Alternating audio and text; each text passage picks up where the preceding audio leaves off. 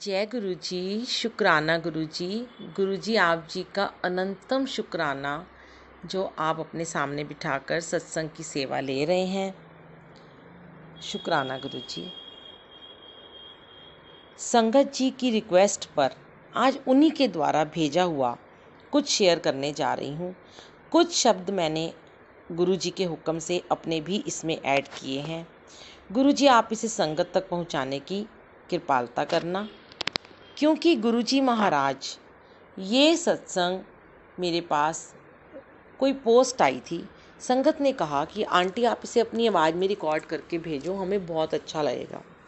तो गुरुजी से हुक्म लेकर कुछ अपनी लाइंस इसमें जोड़ी हैं मैंने। संगत जी, गुरुजी ने शिव पुराण को क्यों अनिवार्य बताया, जब ये बात पता चली तो मेरा रोम रोम मेरे मालिक का, मेरे गुरुजी का शुक्राना करने लगा कि वह ये सेवा तो आजकल मुझसे ले रहे हैं और हज़ारों संगत तक पहुंचा रहे हैं। कोई पिछले जन्म मेरे अच्छे कर्म जो गुरुजी मुझे आपका प्यार मिला। मेरे गुरुजी सुच्चे मोती हैं, तो मैं उन्हें देखकर मेरे मुंह से ये लाइन निकलती है, मुझे ऐसा मिला मोती, ऐसा मोती कोई सागर में न होगा। मुझे ऐसा मिला तारा, ऐसा तारा कोई अंबर में न होगा। तन जिसका है मन भावन, मन जिसका पावन पावन, ऐसे वो मिला जैसे कि मिले प्यासी धरती को सावन। मुझे ऐसा मिला मोती, ऐसा मोती कोई सागर में न होगा। महलों से मैं कब मानी, दौलत को न दौलत जानी। सारा ही जहां ढूंढा देखा, मैं तो गुरु जी की दीवानी, मैं तो गुरु जी की दीवानी।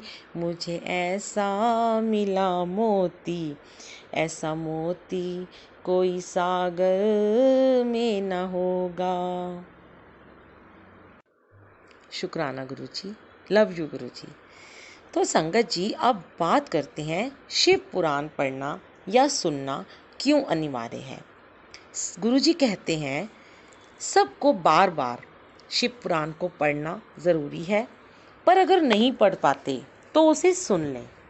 अब गुरुजी क्या कहते हैं कि जब हम पहली बार भगवत शिव पुराण पढ़ते हैं या सुनते हैं तो हम एक अंधे के समान उसे पढ़ते हैं, बहरे व्यक्ति के समान उसे सुनते हैं, और बस इतना ही समझ में आता है कि कौन किसका पिता, कौन किसकी बहन, कौन माता, कौन भाई है। पर फिर भी हम बहुत कंफ्यूज रहते हैं, हमें कुछ समझ में नहीं आता।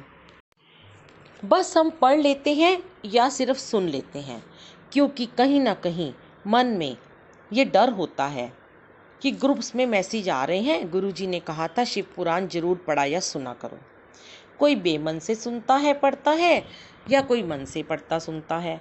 पर कुछ लोगों के आते हैं मैसेज कि हमने शुरू की थी पर हम पूरी नहीं पढ़ पाए।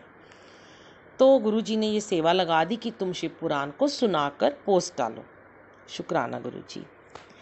पर जब हम दूसरी बार शिव पुराण पढ़ते या सुनते हैं तो हमारे मन में सवाल उठते हैं कि उन्होंने ऐसा क्यों किया, वैसा क्यों किया, देवताओं ने ये लीला क्यों रची। इसमें तो ब्रह्मा, विष्णु, महेश और बहुत सारे इंद्र देवता, सारे देवी देवता सम्मिलित हैं। इन सबको भी दुख भोगने पड़े, इन सबको भी बहुत सारी अपनी परीक्षाएं देनी पड़ी, बहुत सारे टेस्ट देने पड़े, बहुत सारों को बहुत सारे तपस्या करनी पड़ी, बहुत सेवा करनी पड़ी। कुछ लोगों ने अपनी जान से भी हाथ धो दिया, फिर दोबारा से जन्म लिया। ये क्या लीला थी, ऐसा क्यों हुआ। वे तो सब देवता थे, परमात्मा थे, शक्तियाँ थे, उन्हें ये सब करने की क्या ज़रूरत। हमें समझ नहीं आता कि रब को दुनिया के चलाने के लिए, समझाने के लिए बहुत सी लीलाएं क्यों करनी पड़ी। क्यों, ये तो गुरुजी या भगवान या महाशिव हमारे शिवजी ही जाने कि उन्हें ये लीला क्यों करनी पड़ी। इसमें भी बहुत गूढ़ तथ्य हैं जो शिव पुराण में बताए गए हैं कि ये लीलाधारी ने लीला क्यों रची। नेक्स्ट है कि जब हम तीसरी बार शिव पुराण पढ़ते हैं संगत जी, तो हमें धीरे धीरे उसके मतलब समझ में आने शुरू हो जाते हैं, लेकिन हर एक को वो मतलब अपने ही तरीके से समझ में आते हैं।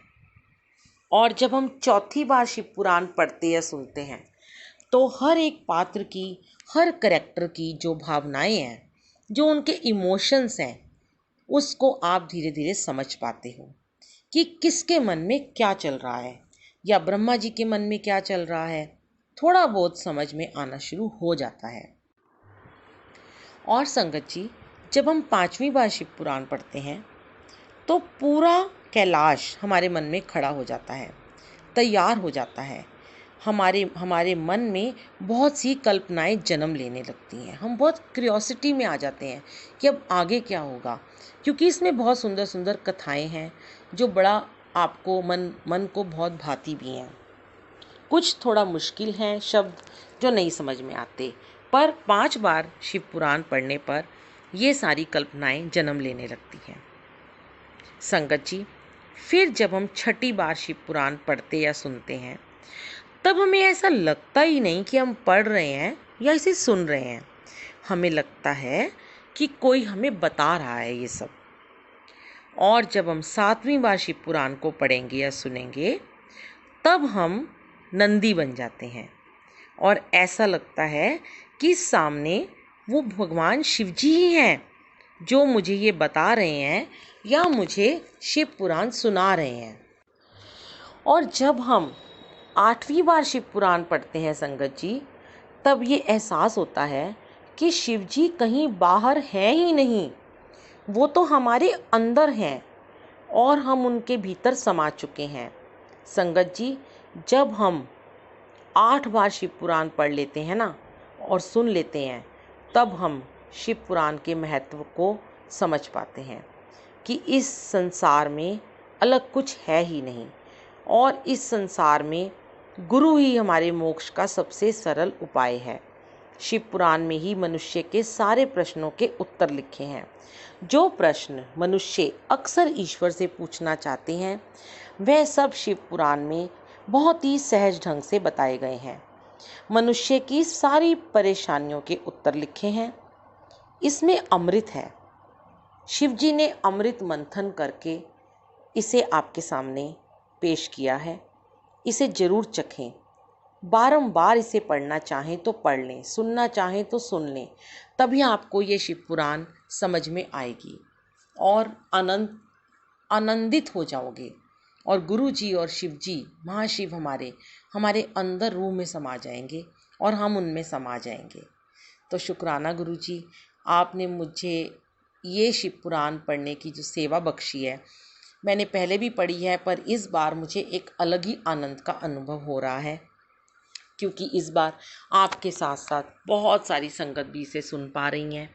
और ये सेवा बहुत अलग और बहुत अद्भुत और अनोखी सेवा है जी, जिसके काबिल आपने मुझे समझा, मुझ जैसी नाचीज़ को इस काबिल समझा और संगत तक इसे मेरी आवाज़ में पहुंचाने की कृपालता करी है। और बहुत बहुत बहुत शुक्राना, लख लख शुक्राना गुरु जी। ओम नमः शिवाय। शिव जी सदा सहाय। ओम नमः शिवाय। गुरु जी सदा सहाय। जय गुरु जी। शुक्राना गुरु जी।